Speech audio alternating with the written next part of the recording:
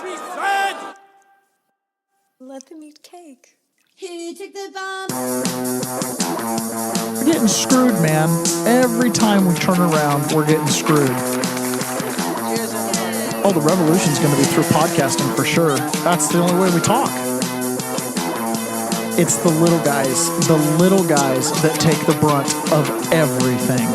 It's got to stop. Peasants, man. We're just peasants. Every one of us. You watch those old movies, you see the peasants in the background with the kings and queens walking around. We're those people. We're those people.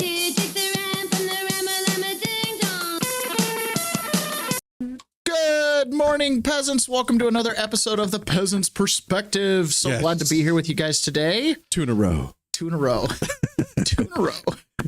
Not AI. We are just a minute late. I don't know. What's being late today? You know, I mean... Fashionable. It's fashionable. I don't see us popping up on YouTube.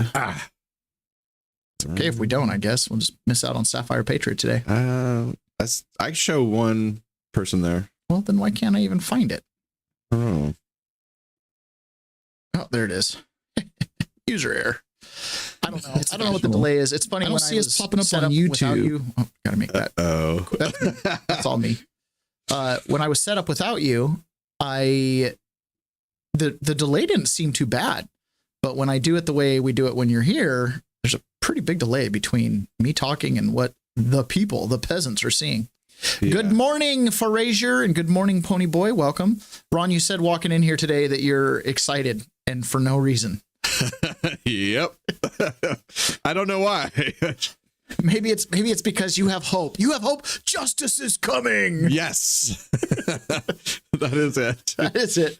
All right. So yesterday we had fireworks in the Senate. Pam Bondi went to the Senate, and as you can imagine, the day after telling senators, "Oh, by the way, we've been spying on you," it was kind of like a lot of fireworks. So we're gonna spend quite a bit of time with that today because it's kind of the most important story we have. These are the threads that unravel a republic, right? If the politicians can't trust the government, the people can't trust the government, you're running into a situation where who's telling who to follow the rules anymore? Right. And then trust is so frayed that nobody trusts anybody, and then it all just breaks down. The government's like, hey, you guys need to follow the rules. And we're like, yeah, you do too. You know?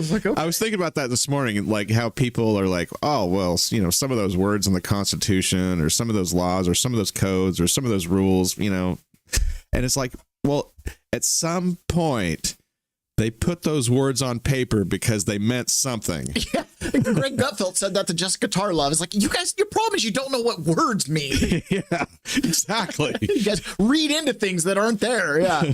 So this is Laura Ingraham with Ron Johnson on talking about kind of yesterday's event and being spied on. What do you think they were after? One word answer: power. Democrats would do anything to acquire and maintain power. That's what this is all about. Yes, it's a fishing expedition. And you know, Eric's the expert in terms of what crimes might be prosecuted. The damage that people like Comey, Brennan, Clapper, McCabe, Strzok, Page, Thibault, the damage they have done to our democracy, starting with the exoneration memo of Hillary Clinton through Crossfire Hurricane, the Russian hoax, up to this moment. Russia and China, they could only dream of interfering in our elections to that standpoint. You know, I was targeted earlier with Senator Grassley with the unsolicited briefing in August of 2020 to, you know, run us off the tracks of the Hunter Biden investigation. Then they leaked that to the media, smearing me during my reelection campaign. So again, this is time and time again, orders of magnitude worse than anything they're falsely accusing Trump of doing. Is on. What do you think about power? That's what it's about. Democrats want power. We talked about this yesterday. Or was we talked about this ad nauseum. Yeah. It's about power for Democrats. For Republicans, it can be about money. It was the last refuge thread that we read. Right. If you can see it through that lens, Democrats want power, Republicans want money, and Republicans will take money to give Democrats power. Right? That's basically what you've got going on here. Now, Republicans have a little bit more of a, I don't even know if I want to call it a backbone. Some Republicans have a backbone, aka Donald Trump, Stephen Smith, and some of the people he's got fighting in his cabinet right now. He was asked, Donald Trump yesterday was asked in the Oval Office about the Democrat Party. Now, remember, Scott Adams talks about there's two movies on two screens running. There's one where the Democrats pull it together, get the midterms. America kind of hates Trump. We're rejecting our dictator leader, right? On the How's other it do side, at the it's box like, office? on the other side, it's like USAID's been cut, Act Blue's under investigation. They're running little primetime ads this far out from an election cycle on YouTube because they're out of funding sources. Their ideas suck. The only thing they've got is TV ads and gerrymandering. Brought to you at Blockbuster. Yeah. And the Republicans are getting 40 extra seats next midterm. So those are the two movies we've got running on the same screen. So Trump was asked about the Democrats and kind of what they've got. And this is what he had to say. Well, they're the ones that started it. They're the ones that have it. And it's almost like a kamikaze attack by them. You want to know the truth? This is like a kamikaze attack. They almost, they have nothing to lose. They've lost the elections. They've lost the presidential election in a landslide. I saw the other day where Kamala said this was a very close election. This was one of the biggest sweeps that anybody's ever had. Won the popular vote by millions, won the electoral college by a massive amount. They said, if I got 270, that would be great. But I got, I think, 312 or 315, and they got 220. So, we won that. But we won counties. The big thing is counties. So out of all of the counties, thousands and thousands, we got 2,500. They got 525. It was a landslide. And we listened. Oh, yes, it was close. It was one of the greatest victories ever. And it was a mandate to do what we're doing. Trump is a winner. I'm watching this and I'm seeing all the gold plating. And I'm thinking about how this guy is in charge of the whole country running, right? And I see that telephone in the back, on the back right of this little shot here. And I got this overwhelming sense of anxiety on how much stress it must be just to make sure that all the telecommunications lines and everything work for that telephone, and that the president is somehow responsible for whether or not I can use my phone. That it actually rings, and when you pick it up, it actually works so that the nuclear codes can flow. Yeah, and that guy's in charge of making sure all that works. Democrats want power. They've lost so bad. He's like, it's like a kamikaze attack. What they're doing is a kamikaze attack. Yeah. So can I say something? Yeah, I'm going to talk out my butt here for a second.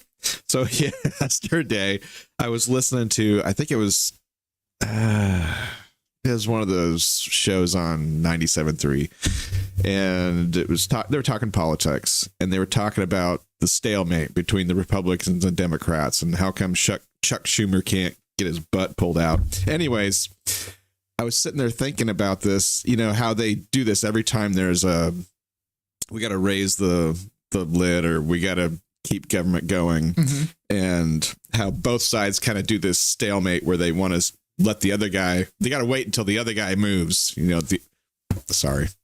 once the other, because whoever is putting the pressure on is going to win. Whoever caves loses. Yeah. And the Democrats have to lose this time because they've got nothing. But Chuck Schumer is just holding strong. He's just going to hold strong. And then as they were talking about this on the radio show, they mentioned, the furloughed government employees aren't going to get paid. And I was like, that doesn't feel good. And, they kept saying, and you'll see this on Twitter and everywhere. Oh, well, all the congressmen should lose their pay. And, Donald Trump shouldn't get paid. It's like, and I'm like, I don't think he's taking the pay anyways. Yeah. I don't think he even cares. No. And I'm thinking, I think Chuck Schumer might just go the distance this time and just let it play out and never cave. And this could be the thing that sets it off. So I'm talking out my butt. I'm done. What do you mean set it off? What's being set off? Okay. Can you imagine how many employees do we have? The government, military, who's getting paid? How many people are getting paid? People. A lot, right? A lot of people. How many people of those people are going to put up with that? I mean, if you were them, how long would you put up with that? Here's what I think. It's so on the margins, it won't matter. You don't think so? Nope. I think this is just like the Democrat Party disenfranchising the entire.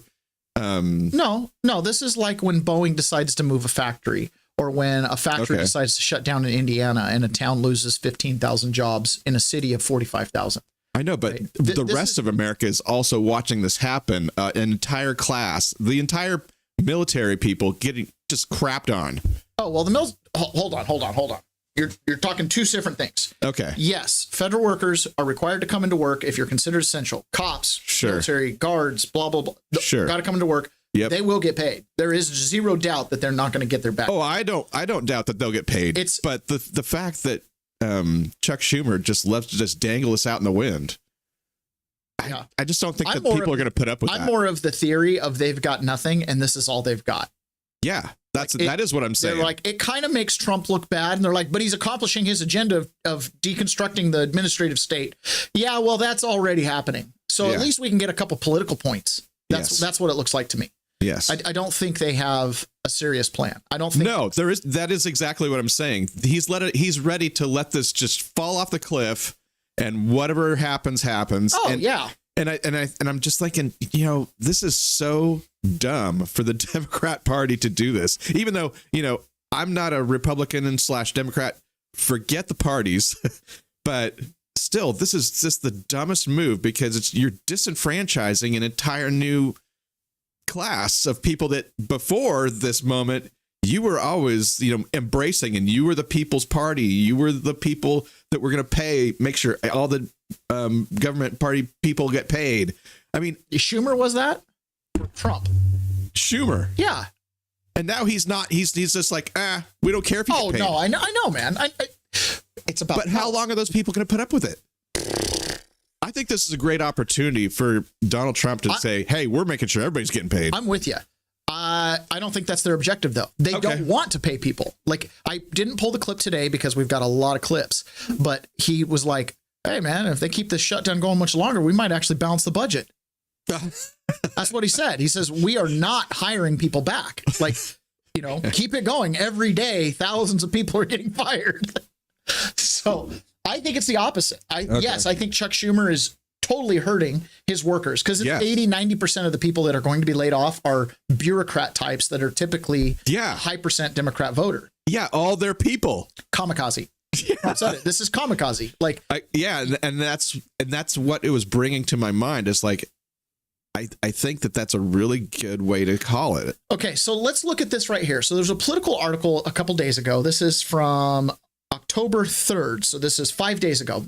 Political. Fired prosecutor warns colleagues to resist giving in to Trump era of, quote, political interference. Michael Ben-Ari, a veteran federal prosecutor, described deepening disappointment over what he deemed as political interference. Well, Project Veritas got a couple of this federal prosecutor's text messages. This is what he text messaged just the other day. Good morning, Carberg. Are you going to EDVA? That's the Eastern District of Virginia today. Unfortunately, yes, I'm going there to play nice with that idiot Halligan. She is the new United States Attorney for the Eastern District of Virginia. He replied, keep me posted on how things are going. We need to keep monitoring our cases so she doesn't mess everything up. I would like to strangle that bitch myself. Every night I dream that this nightmare will end soon, that she or Trump will simply die. What? Let's be careful about what we write here. They might be monitoring us. Thumbs up. These are your prosecutors. These are United States district attorneys. These are people that come after you for tax law violations and for filling out a mortgage paperwork wrong, or I don't know, praying outside of an abortion clinic. These are the people that are coming after you, okay? Who wish that their bosses would just die.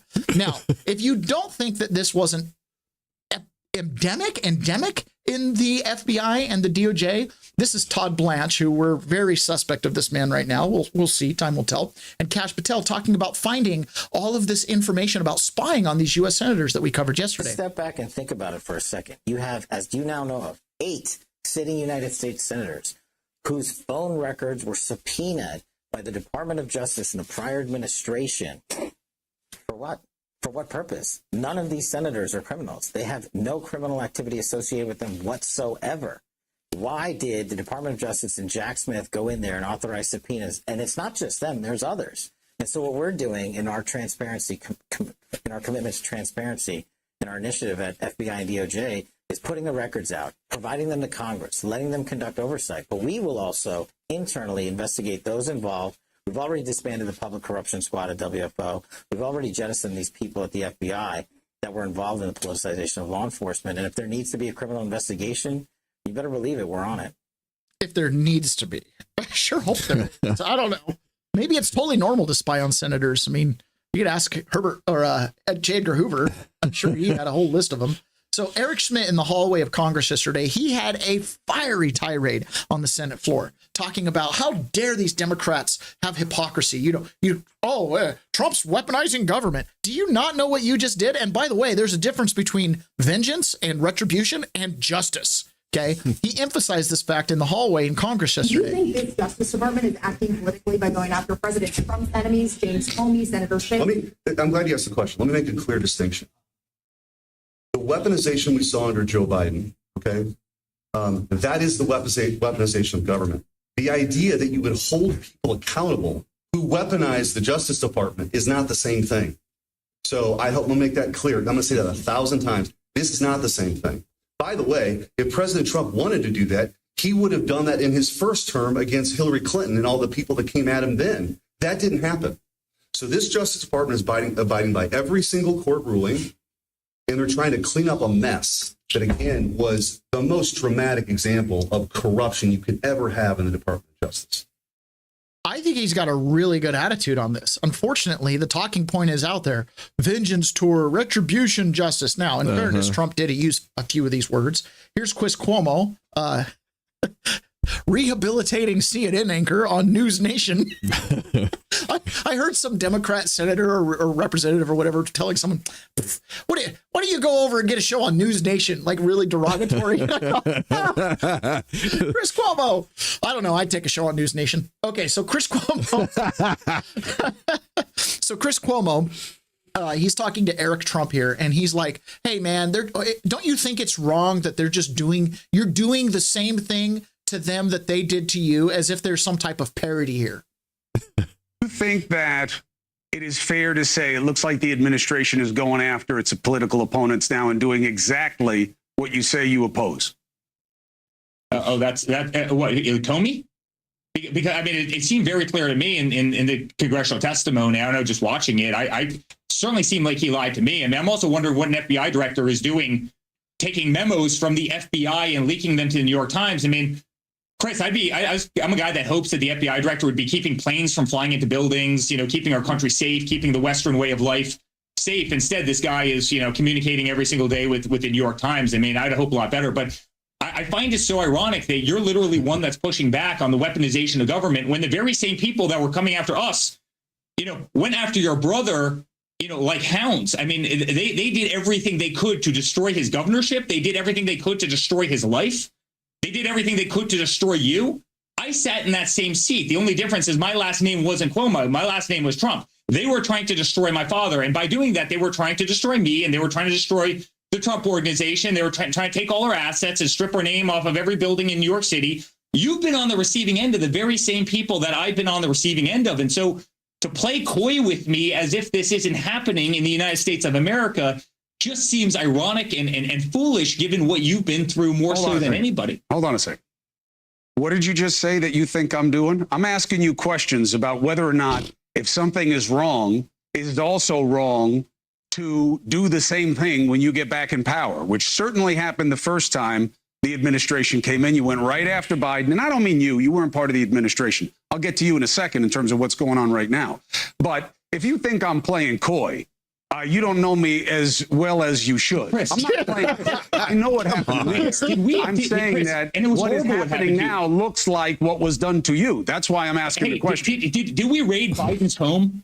Did we try and bankrupt Biden? Did they come after us? Did we weaponize every AG and DA, against Biden? Do we do that against Hunter Biden, who had a laptop from hell, pictures of cocaine, illicit drug use, prostitution? Did we do that? Did we make up a dirty dossier about Biden? Did they try and destroy Biden's marriage? Was any of that true? I mean, did we make up stories that Biden had secret servers in the basement of his home communicating with the Kremlin in Russia? Did we strip Biden off the ballot of multiple states? Did we take Biden off of Twitter and Instagram and Facebook and try and silence his voice so he couldn't communicate? Did we put Biden in a courtroom every single day? 91 felony counts that have all been overturned for my father now, right? For nonsense, to try and keep him off of a campaign trail and to try and destroy his life.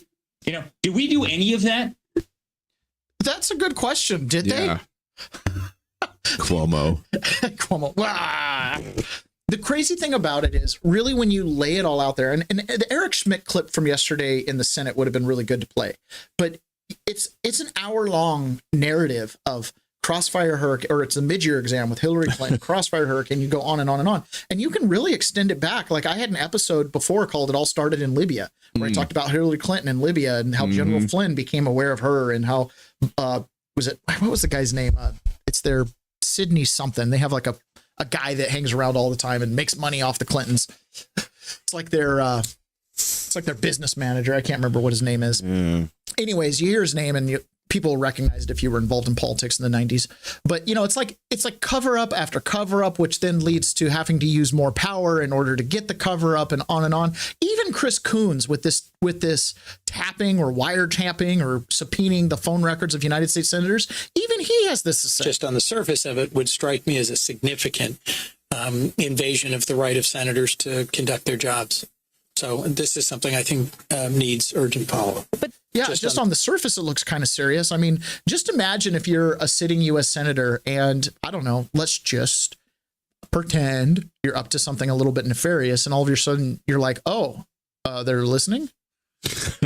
You know what I mean? How do you know they're not is the thing. This is Eric Schmidt talking about it on Fox News yesterday. The time has come for criminal prosecutions. I think some of the statute of limitations has expired on some of these things, but not on a conspiracy. And the fact is, if you're part of a conspiracy in mile marker 1, but you try to take an exit ramp at mile marker 5, you're still liable for the damage and the criminal activity at mile marker 10. We're at mile marker 10. And so whether it's Comey, Clapper, Brennan, whoever else we know or don't know right now is a part of this, I think indictments should be coming here. We can't tolerate this. And the Democrats try to act like President Trump's weaponizing.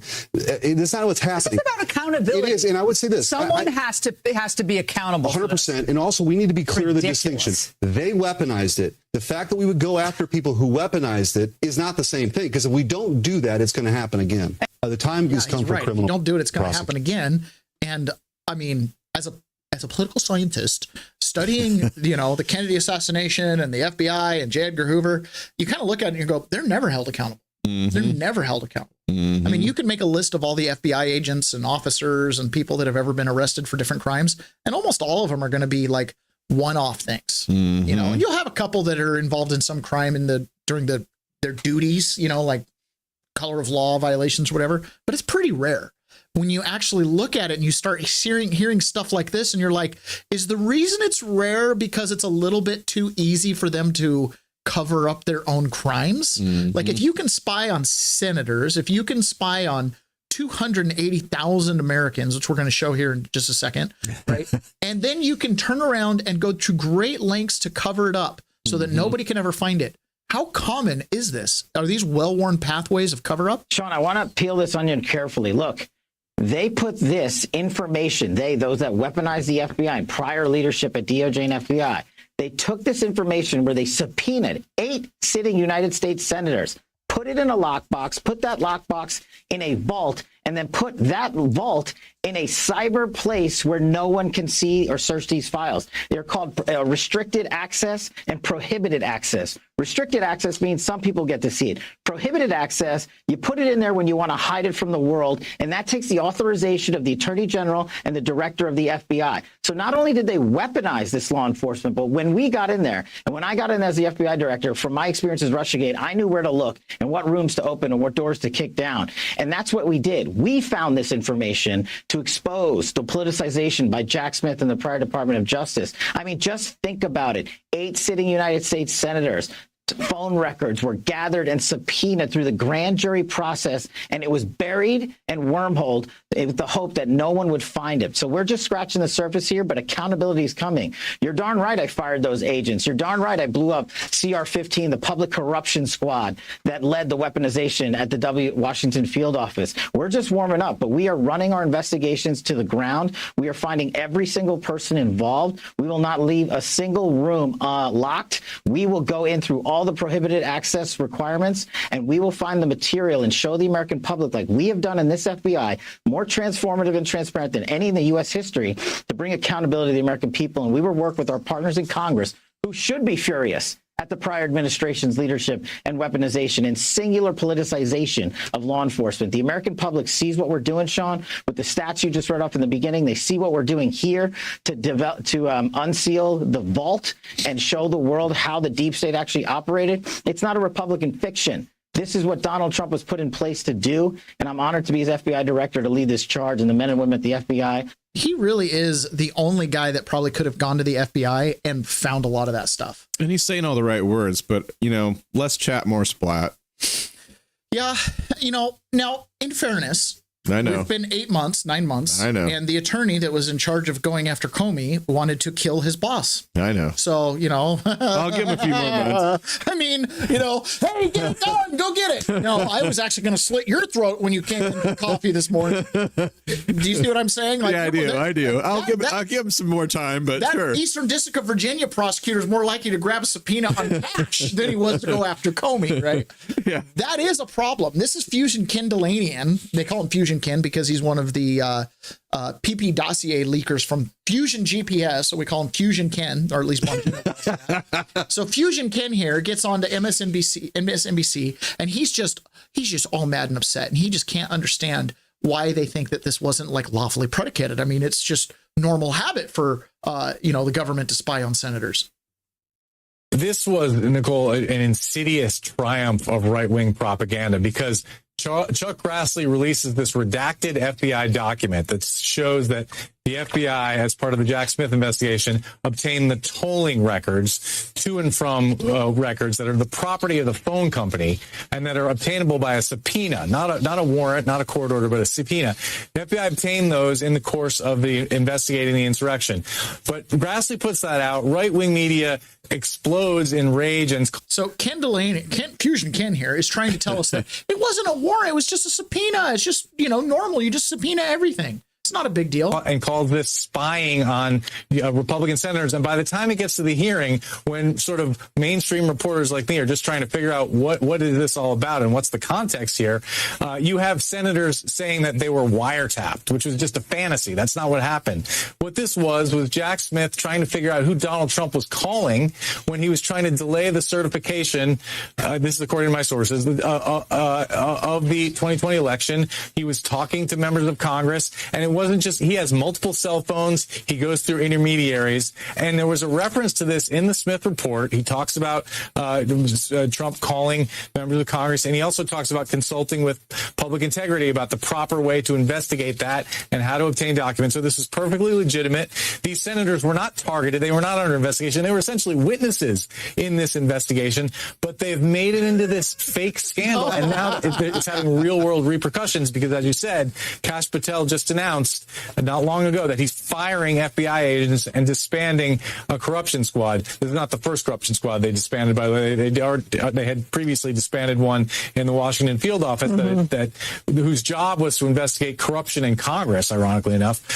So yeah, you're absolutely right. These FBI agents are losing their jobs because they did what they were asked to do in a lawfully predicated investigation, and another corruption squad looking at public corruption doesn't exist. And a lot of people think that right now no one in the FBI or the Justice Department is examining public corruption unless it's being done. Okay, so when the FBI took your phone, did you feel like a witness? No, I did not feel like a witness. Come on. I did not feel like a witness. This is the dumbest. So, okay, Fusion Ken's full of crap. He's trying to counterspin, but there is one point he made. Okay. They got subpoenas. They may not have listened to the calls. They didn't, quote unquote, wiretap. We don't know if they got any content, right? It was just, you just got who you called to and from and when. It's like your phone bill. Okay. spouses have, had other spouses look at cell phone records and been like, what's this phone number? Okay. Yeah. And it leads, this kind of stuff leads to divorce. yes. It's no bueno. So the data, even if nothing's going on, is no good. Yes, Yeah. exactly. Oh, look, Senator so-and-so has been calling this brothel pretty frequently. I don't know. Yeah. And of course, you never know how many phone records they got, because all of these guys are running around with a whole bunch of burners.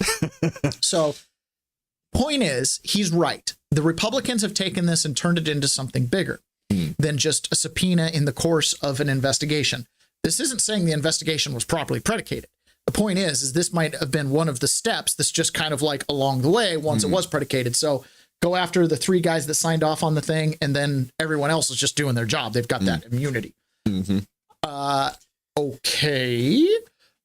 This is my concern. If Republicans are blowing this out of proportion, then there's no there, then you just wasted a news cycle. What did you do in the background that we didn't get to see? And B, you're setting us up for more lack of accountability. Remember that time they spied on senators' phones? Nothing happened. Well, maybe they didn't spy. Or we're just left knowing nothing. Right? Maybe we don't even know what spying is anymore. You've got guys like Senator Lindsey Graham saying stuff like this. Trump and November the 15th, 2022, 2 years after the 2020 election, said he would run for president. He announced he's going to run for president in 2022 for the 24 election. Within 8 months, 91 indictments were levied against him, coming from New York, Atlanta, Washington, D.C., and Florida. 91 felony charges against Donald Trump. Here's what I believe. If he had never announced he was going to run for president, none of this would have happened. They were trying to destroy his comeback. This was all orchestrated by Jack Smith, Alvin Bragg, Fani Willis, Letitia James, to destroy this man so he could not win in 2024. I've seen this movie before. I am going to look at what happened to me and my fellow senators. My lawyer, John Kennedy, will be on next. And if they did this without good reason and without cause, I'm going to sue the crap out of these. Yeah, if they did it without good reason. Supposed to need a good reason, Taylor. We're trying to prevent him from taking power. Okay. Now it makes sense. I get it now. Yep. So this is Ron Johnson and Eric Schmidt on with Laura Ingraham. Senator Johnson, let's start with you. So 8 U.S. senators, 1 congressman, all Republicans. What do we not know about Arctic frost that you hope to still discover? Well, first of all, as it relates to the seizing of our phone records, who knew about it? Who approved it? Normally, there'd be a very rigorous approval process going pretty high up in the chain, but they circumvented that by saying, well, these aren't subjects of our investigation. They're not targets. So they circumvented that. So this is an outrageous violation of the separation of powers. We need to know who knew what and when they knew it.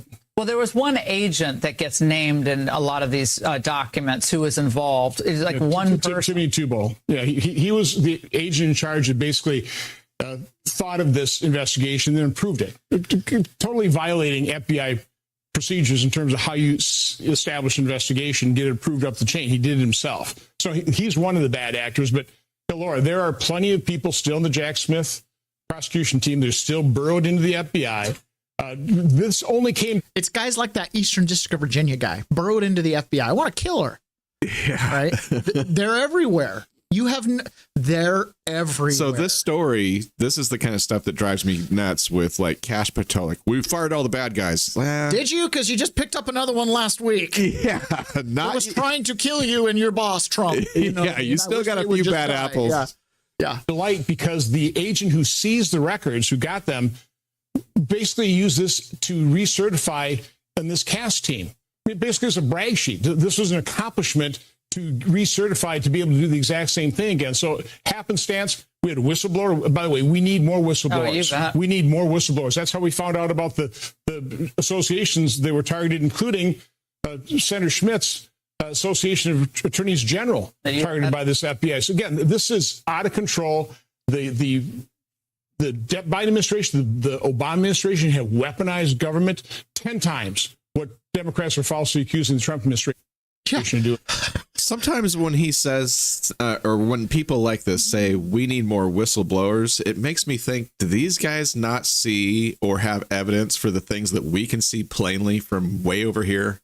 The problem is, you know what I mean? It's like what he said. It's like the Fusion Kindlanian versus what they're saying. You wiretapped me. No, you got a warrant and wiretapped me and listen to my phone calls. No, we got a subpoena for phone records to see if you called someone beyond Trump. Like, did you call Trump and then call 9 rioters? You know what I'm saying? Okay, I can see why you would want to figure that out. A senator wouldn't be immune if he's coordinating an insurrection. But the problem with this is it's all bunk. You might have set up the insurrection, which means you're setting up these senators. When you go down the fruit of the poisonous tree route, if this whole investigation stretching all the way back, all the targeting of Trump is improperly predicated, you can't really get frustrated with the Trump administration on trying to run a government, and then they're calling it obstruction. You know what I mean? Hey, we're trying to run the government, so we've got to plow forward. You're obstructing. We want you to do a complete pause on governance until we figure out if you're a Russian asset. Yeah. But that's not going to happen. Well, then we're going to charge you with obstruction. Well, I'm going to fire your the prosecutor because he's clearly meddling with governance in an election. Oh, special counsel, you can't fire him. If you fire him, you're worse than Nixon. It's just this game they play because it's about power. It's not about justice. It's not about truth. It's not about low tax rates or high tax rates. It's strictly about power. There are certain people who just sit and strategize about how if everyone else would live a certain way, their life would be better. This is so exhausting for a regular American. It is exhausting for regular Americans. Unfortunately, as peasants, we're at the point where everything you do in life is licensed through these guys. You want to drive? Go talk to them and get a license. Oh, you want to build a house? Go talk to one of these bureaucrats. Permission to play. Permission. Right? Did I tell you about, building friend of mine went to get the building permit and was like, why did this take so long? I understand my file didn't get put in the order it got submitted because we didn't pay certain people to look at it earlier. And the director who was blowing her off sat up, got all nervous, and an hour later approved her project because she was like, hey, I know about the bribes and I know how you've cleaned out the building department. That's local. That's right here in my hometown, right? That's my neighbor that was affected by corruption. So that's the thing. It's everywhere. Everything you do, you have to go interact with these people. Make money, pay taxes. Got to deal with those people, the ones that are looking the other way to Biden and Hunter and on and on and on it goes. But they're coming after you, right? Oh, you don't have your proper business regulations filled out and you filled out a gun application incorrectly. Oh, that's all right. You can literally be high on crack cocaine. And if your last name's Hunter Biden, they'll approve a gun for you. In fact, you can even have your brother's ex-widow who you're sleeping with take a gun because you're high on drugs and she's concerned about safety to the point to where she drops it in a trash can in front of an elementary school and then the Secret Service has to come and get it. But don't worry, that the DEA, FBI, they'll come for you if you do that, but they won't come for them, right? Yeah. The double standard is stunning. Let's keep going here. Oh, so they've got to get to the bottom of it. And it's, yeah, you can't for really accountability fault them for not taking action when they're like, hey, we need you to indict Comey. And they're like, oh, let's circulate a memo saying we don't have enough evidence to do it. And like you said, what about the stuff we're seeing in public? Well, there's things we're seeing in private that are classified that show that Comey's not guilty. Right. Okay. And you got to remember. It's unbelievable. Yeah, it's unbelievable. This is Jesse Waters kind of doing a recap of this Arctic frost nonsense and Jack Smith. Missouri Senator Josh Hawley's here. All right, so Senator, how did we even find out about this? Well, I think we found out because whistleblowers came forward, Jesse, with this information, which the Biden FBI tried to bury. I mean, let's be clear about this. It wasn't like they said, oh, listen, we want to tell you something really bad that we did. No, they lied about it. They tried to hide it. And then, as it turns out, they got wiretaps essentially on 8 Republican senators. This is after they targeted 92 conservative organizations, including Charlie Kirk's TPUSA, just because they were conservatives, all the while they were raiding Mar-a-Lago and persecuting Donald Trump, trying to keep him off the ballot. Jesse, they turned entire agencies of the U.S. government into their political tools, the Bidens did. They need to pay a price for that. Missouri I wonder what that price will be. Senator Josh Hawley's here. I wonder if it'll be a Senator, right how did before we even sentencing for Hunter. I don't know. They need to pay a price for that. Now, on Donald Trump's home was raided on August 5th, and on August 4th, 2022, Christopher Wray went to the United States Senate and testified. Now, I watched this live. I was still home. This is before I went to prison. I watched this live. Anything Christopher Wray did, I always watched because you could get a little information on J6 or a tip or that.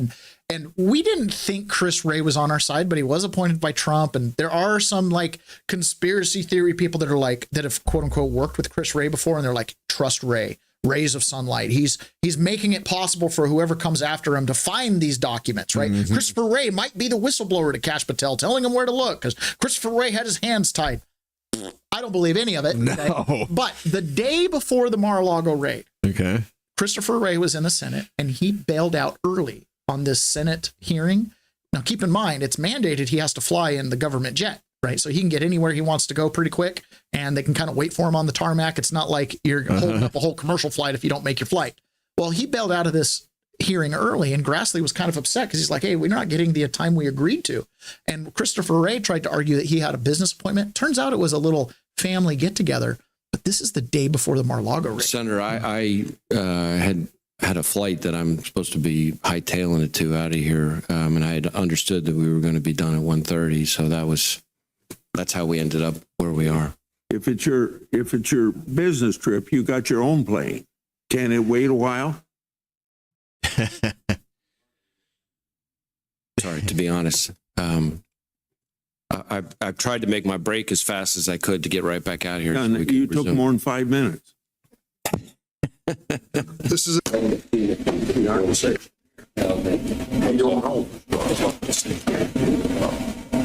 took off, and turns out after the fact we found out it wasn't a business meeting, it was a family event in the Poconos.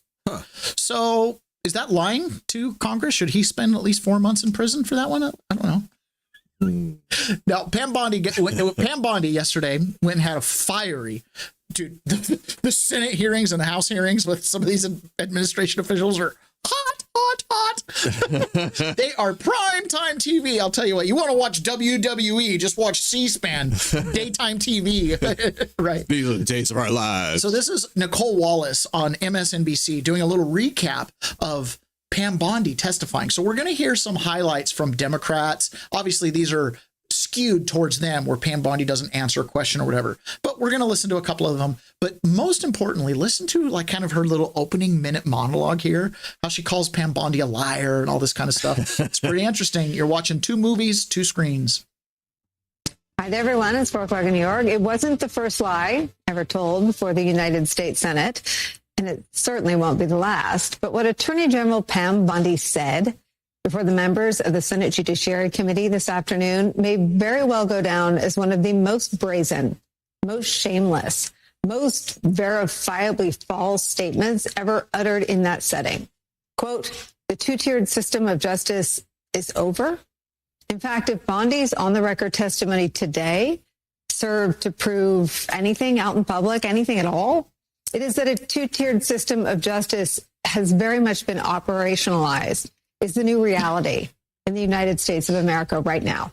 Just ask former FBI Director Jim Comey, whose recent federal indictment initiated mere days after a public pressure campaign was a frequent topic of inquiry this afternoon. Again and again and again, Bondi refused to answer questions on the matter, questions about Eric Siebert. He's the now former U.S. Attorney for the Eastern District of Virginia.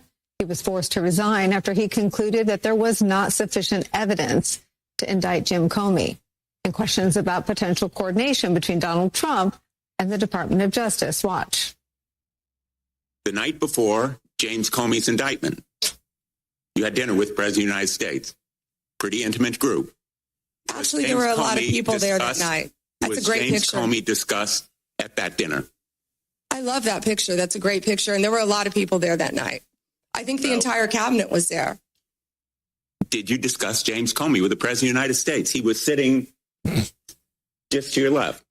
Well, 2 seats down. Yes, 2 seats down. And I am not going to discuss any conversations I've had or not have with the President of the United States. Is entitled to know the President. Gotcha! General, the entire cabinet was at that dinner. Took instructions from President Trump after he told you very directly to indict James Comey, which is weaponization of the Department of Justice. her refusal to answer legitimate questions and, if anything, to seem to make a mockery of the setting and the body itself, and to refuse to address those questions regarding ongoing controversies with the Department of Justice. It wasn't just focused on the Comey prosecution. It extended to the latest reporting on Donald Trump's border czar, Tom Homan, and allegations that he accepted $50,000 in cash from undercover FBI agents last year. What became of the $50,000 in cash that the FBI paid to Mr. Homan in a paper? Here's my opinion on this Tom Homan thing, the $50,000 cash bribe. It's a setup by the FBI. They were trying to set him up to create another General Flynn scenario at the start of the Trump administration. Here's my take on it. Who gives a crap? Well, I would care. I mean, when we're talking about trillions of dollars in USAID. No, totally. Okay. Totally. Like, who cares when you're stealing billions of dollars? But the point is, you took a bag of cash. That's pretty corrupt. Right? Yeah, for sure. I don't think he took a bag of cash. Sounds like it wasn't a video. It's an audio, but it sounds like it's a setup. It sounds like it's pretty embarrassing. Probably kind of implicating. I'm sure he's like, oh, money. Sure. I'll take the money. I don't know. Part of me is of the opinion of, I don't really care, but at the same time, yeah, it's a concern. This is politics as usual. Bag, evidently. She's just silent. Looks for a Todd Blanche quote.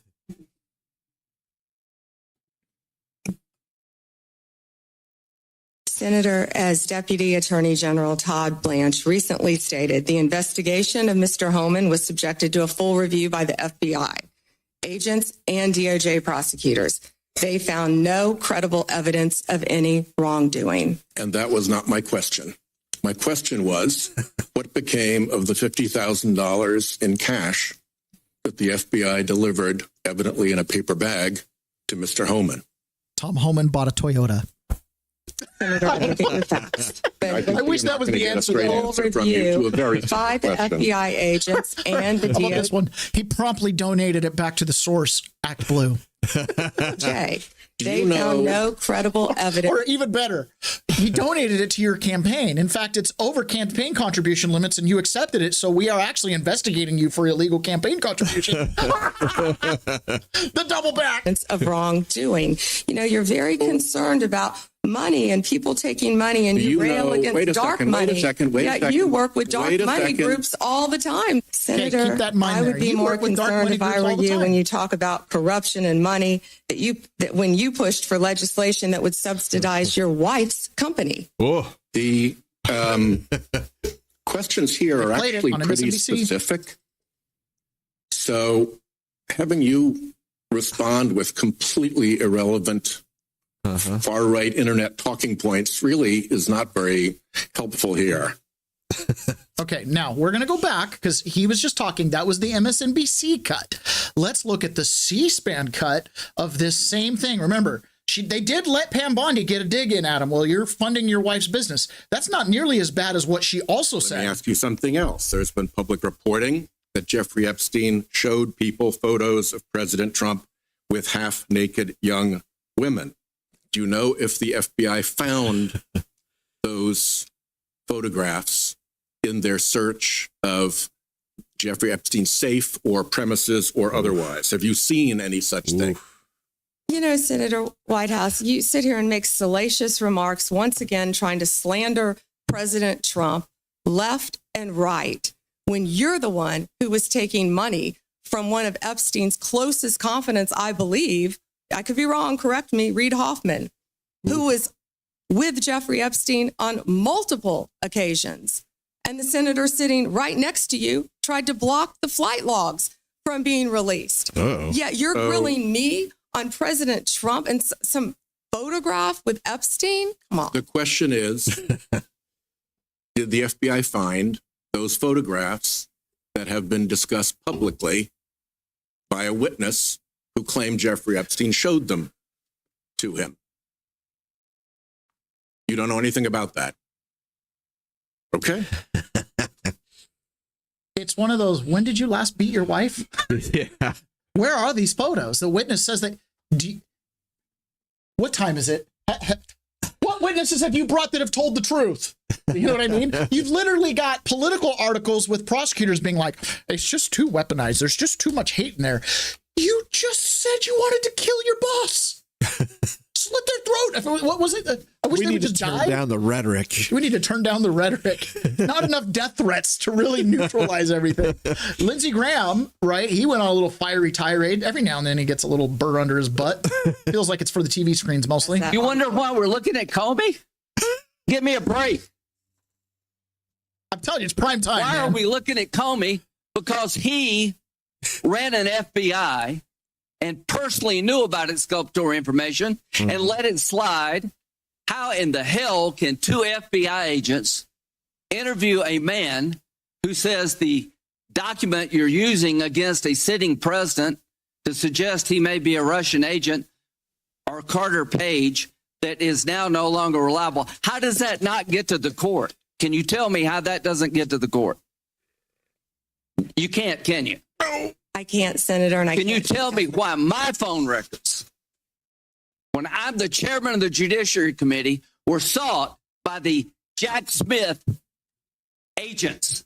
Why did they ask to know who I called and what I was doing from January 4th to the 7th? Can you tell me that? No, Senator. And there were 8 senators in total. Yeah. You wonder why we're looking at Comey? 8 senators just in that query. Yeah. Right? Just in that query alone. There were 280,000 total Americans that were in the query. Okay. So again, we're going to watch Pam Bondi with Adam. The query that you know about. Yeah. Now we're going to watch Pam Bondi with Adam Schiff. This is a longer clip. I know we've been really clip heavy today, and I'm watching our viewership like tanking. We're like under 10. Doesn't matter. This is important. Schiff. This is important stuff. Yeah. You guys are all here for the fun and games. You're not here for the real fireworks, right? Pam Bondi goes with Adam Schiff. Adam Schiff, of all the politicians that are out there, is the one politician I don't know that he makes it to the end of his term. And I'm just saying he's involved with so much nefarious stuff, the mortgage stuff, all over the place. I don't think he makes it to the end of his term. No way. So you want to talk about kamikaze? Adam Schiff is kind of kamikaze. He was the original. I honestly don't even know if Democrats really take him that serious. You don't have to try to. You think you've got a gotcha with Tom Homan, our borders are. Excuse me. Who's been out there fighting for our country since Donald Trump took office. I'm trying to ask you a question. Regular order, please. And you don't have to defer to the FBI director to pass the buck. So I'm asking you, will you support a request so that the committee, or indeed, I believe the American people, should be able to see that video or audio tape? Will you support that request? Will you apologize to Donald Trump So for trying to impeach the him answer is you won't support that after request. you now know that So Joe let me- Biden tried let me to cover up do Hunter this. Biden's involvement with Excuse Ukraine? me. Let me do this because I think it's valuable that the American people get a sense of what you've refused to answer today. So these are just some of the questions you refused to answer, or have answered with personal attacks on members of this committee. You were asked whether you consulted with career ethics lawyers, as you promised you would do during your nomination hearing, when you approved the president receiving a $400 million gift from the Qataris. You refused to answer that question. You were asked who or what role you may have played, or who played the role in asking that Trump's name be flagged in any of the Epstein documents gathered by the FBI. You refused to answer that question. You were asked whether Holman kept the $50,000 bribe money. You refused to answer that question. You were asked whether Holman paid taxes on the $50,000 bribe money. You refused to answer that question. You were asked, did career prosecutors I always pay find taxes. insufficient evidence to charge James Comey? You refused to answer that question. You were asked, how are military strikes on these boats in the Caribbean legal? And you refused to even answer that question. You were asked, excuse me. You were asked, did you discuss indicting James Comey with the president? You refused to answer that question. You were asked, did you approve the firing of antitrust lawyers who disagreed with the Hewlett-Packard merger? You refused to answer that question. You were asked whether you support a restoration fund for violent insurrections who attacked the Capitol on January 6th. You refused to answer that question. You were asked whether you were firing career professionals, career prosecutors, just because they worked on January 6th investigations. You refused to answer that question. You were asked by my California colleague whether you believe government officials, like immigration officials, have to abide by court orders. You wouldn't even answer that question. This is supposed to be an oversight hearing.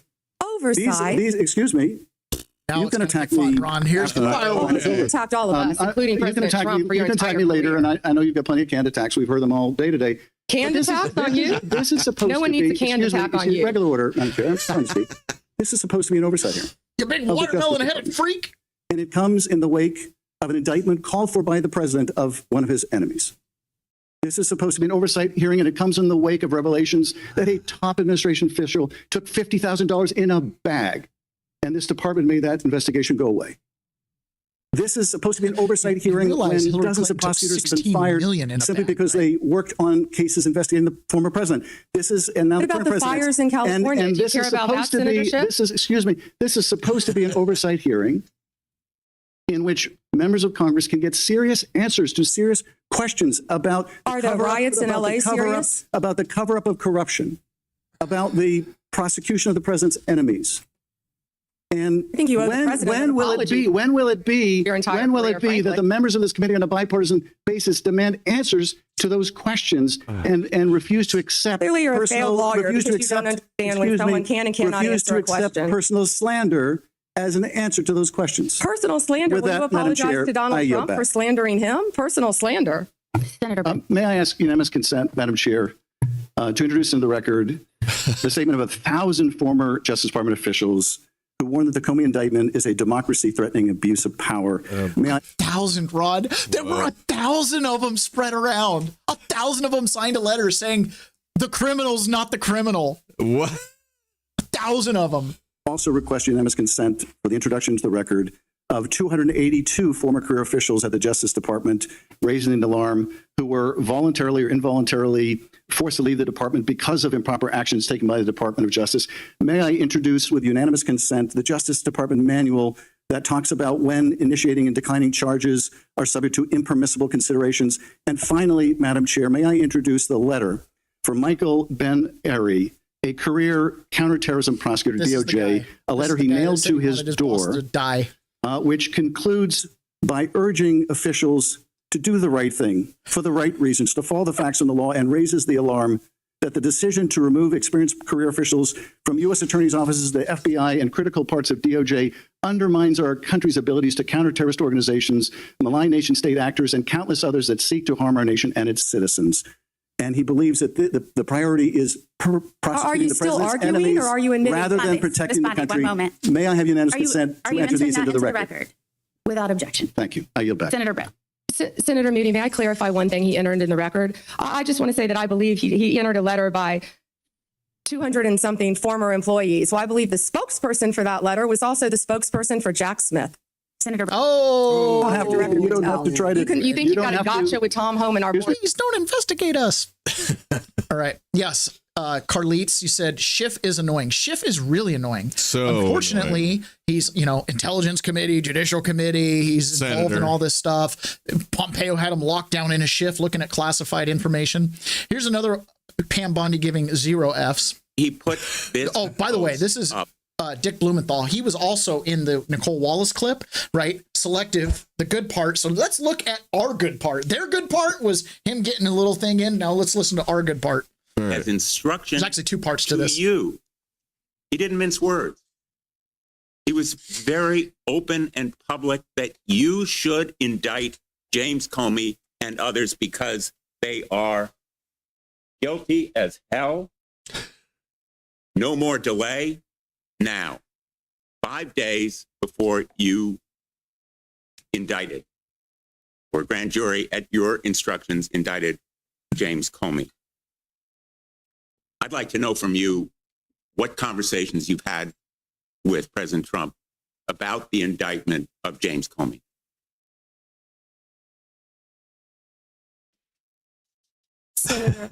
Senator, I am not going to discuss any conversations I have or have not had with the President of the United you States. see that You're post? an attorney. You have a law degree, and you know that I'm not going to do that. I also find it fascinating, because I'll keep fighting to ensure that law enforcement and the judicial process move forward without political interference. No one is above the law, not even the president. That's a quote from you, Senator Blumenthal, in 2017. Well, let me ask you then, When you saw that No one is above the law. That was your quote. When you saw that post, did you talk to anybody in the White House? I am not going to discuss any conversations I have, nor any investigations, So nor you are unwilling to any tell pending this committee cases. about conversations with the White House And if I regarding may James continue, Comey's indictment. and if I may Let me show continue, you a picture. James Comey was indicted by one of the most liberal grand juries in the United States. The night before James Comey's indictment, you had dinner with the President of the United States. Pretty intimate group. Okay, so we already saw that clip, right? These kind of clips are so annoying because they just keep going. You know, they just act like the other person didn't say anything. They just keep going. Oh, yeah. And can you help me understand what this is all about? Because what it seems like this is all about is this gentleman is trying to get Pam Bondi to say that she was directed somehow by the president to do some kind of... This goes back to Nixon. Okay. Prior to Nixon, generally, the president was in charge of his staff. He could tell an attorney general to do something or someone to not do something or whatever the case is. He could initiate, lobbying for legislation and stuff like that. And that was seen as not good. After Nixon, because Nixon tried to cover something up, right?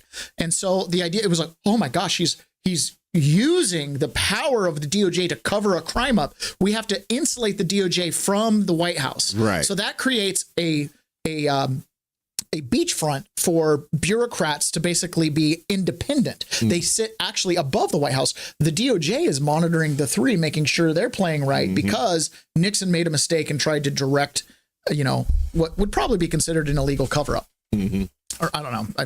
The whole Nixon thing it's a hit, right? It's actually some of the same people involved with the Trump stuff. Believe it or not, they've now gotten that old. They're still the same tricks. Yeah, but it's the same JFK people. It's crazy. Yeah, it's really weird. So that's the idea, is that the DOJ is supposed to be this crown jewel. It's separate. It's completely different. And that the president somehow can't direct his employees, his staff, that they're fiefdoms. Oh, that's the king of the DOJ, and they get to tell the president what they're doing, not the other way around. Sure, but then he's acting like you can't even talk about That's exactly right. You can't even talk about it because then that's a flex of power. That's a talking point. We all know you're talking about power and how to use it.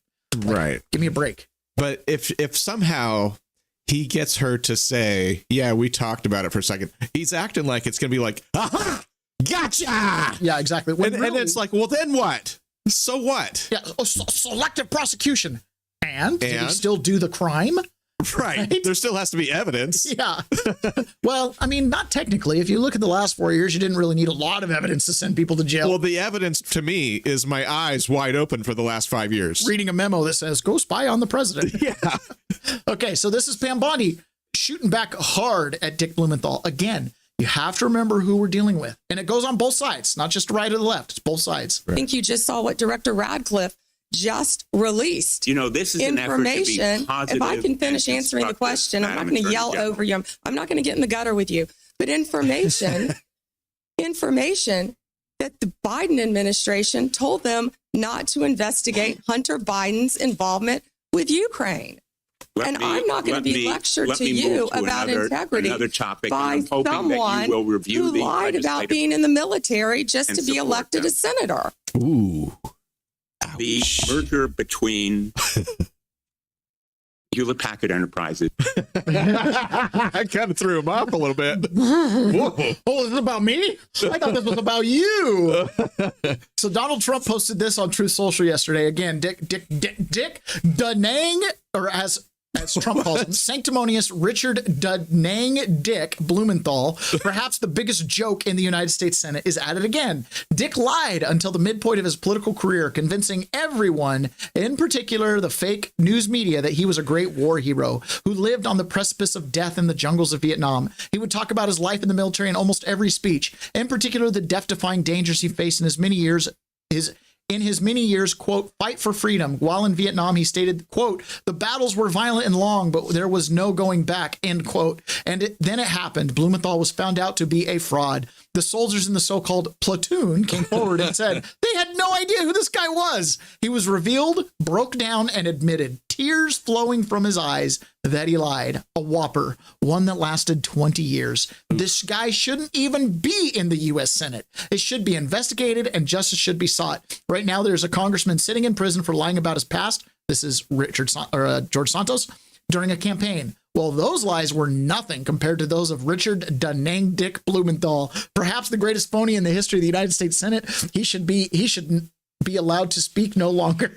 You know, we had a local educator here at the local high school who did this. He claimed to be a Vietnam vet and told wild ass stories to all of his, classes for years. And finally somebody was like, he did something that was just a little over the top and got a little crazy and said some things that were pretty ugh. And one of the parents was like, whoa, what's going on in this class? And started looking into him. Total fraud. He lost his job instantly. I mean, and he was beloved in the community and everybody at the school loved him. Students didn't like him too much, but he was just a hard ass teacher, but he lost his job. Yeah. This guy's a senator. Yeah. Doing the same thing. Have you seen the video of him crying, admitting it? Oh, come on. No, I haven't, but I can imagine. All right. So this is Chris Coons getting lit up. Yep. Baby. Concerned about what is no longer a hypothetical question, which you refused to answer in your confirmation hearing, but is a real question about when or if the president demands you prosecute individuals because he views them as opponents or enemies, what you will do and what your limiting standard is, because the recent episode around the indictment of James Comey left me very concerned about the direction of the department. We're a minute and a half over, Senator Chairman. May I answer? Yes. Senator Coons, as you have stated in the past, no one is above the law. And James Comey is a pending case right now. It's a pending indictment. He was indicted by one of the most liberal grand juries in the country, by our U.S. Attorney Lindsay Halligan, right here in Virginia. And it's a pending case, so I'm not going to discuss the facts of a pending case. But you can understand the alarm about the circumstances of the indictment immediately following President Trump demanding that you take action to indict and prosecute that specific individual. I'll never forget when Chris Coons one day was on the news. I remember being in prison watching this, and one day he's on the news. Joe Biden will never drop out of the race. He's sharp. He's fit. He's doing awesome. And the next day he's crying, it was such a hard day. We had to decide to... All right, this is Dick Blumenthal admitting to his fraud. He says he misspoke, but stopped short of calling it a lie. Absolutely unintentional. Connecticut Attorney General Richard Blumenthal came to this VFW hall in West Hartford, defending his military record, his commitment to veterans. But he admits not everything he said about his time in the military is true. On a few occasions, I have misspoken about my service, and I regret that. That's and I take full responsibility. Blumenthal seeks a seat in the U.S. Senate, a frontrunner to succeed retiring Senator Chris Dodd. But a story in the New York Times says Blumenthal distorted his military service, saying he served overseas in Vietnam. In fact, Blumenthal was in the reserve and did not leave the country.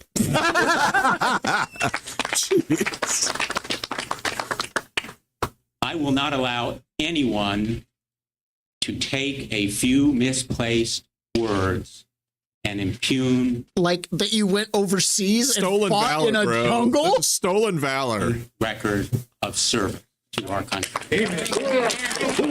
He says he misspoke on a few occasions out of hundreds, saying he meant to say he served during Vietnam instead of in Vietnam. That's the same thing with a lot of us. All right, so basically, I don't see the tears flowing, but Donald Trump never says anything rhetorical or hyperbolic at all, so the tears were flowing. And I never get any prepositions wrong. All right, guys, it's time for us to move over to private, so let's just make that transition. And for those, we're going to be talking about insurrection next, and not one in 2021, one in 2025. Newt Gingrich is going to be talking about an insurrection. We're going to be hearing about Kristi Noem meeting with the Portland police chief and some kind of, I don't know, discouraging news there on the Portland end of things. And we've got God, man, we got a lot of show left if we wanted to just go and go and go because a lot of stuff happened yesterday. Let's just rack the hours. All right. So we're going to jump over to private and spend a few minutes with you guys there. And so those of you that are in